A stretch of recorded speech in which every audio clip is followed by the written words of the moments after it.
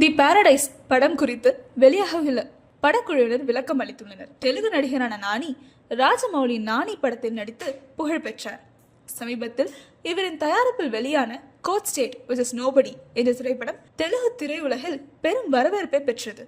மேலும் இவர் தயாரித்து நடித்திருக்கும் ஹிட் 3 திரைப்படம் வரும் மே 1ஆம் தேதி திரையரங்குகளில் வெளியாக உள்ளது. இந்த நிலையில் இணையத்தில் வெளியான தி பாரடைஸ் படத்தின் அறிமுக டீசருக்கு பெரும் வரவேற்பு கிடைத்துள்ளது. ஆனால் இதன் படப்பிடிப்பு எப்போது தொடங்கும் என்பது தெரியாமல் உள்ளது. இதனை முன்வைத்து பல்வேறு வதந்திகள் இணையத்தில் வெளியாகின. படக்குழுவினரிடம் போதிய நிதி இல்லை, நானி இறுதி கதையில் நிறைய மாற்றங்கள் கூறியிருக்கிறார் என பல்வேறு தகவல்கள் வெளியாகியிருக்கிறது. இது தொடர்பாக படக்குழுவினர் விளக்கம் அளித்துள்ளனர். அதில் தி பாரடைஸ் அனைத்து வழிகளிலும் மேம்பட்டு கொண்டிருக்கிறது, எல்லாம் சரியான பாதையில் சென்று கொண்டிருக்கின்றன.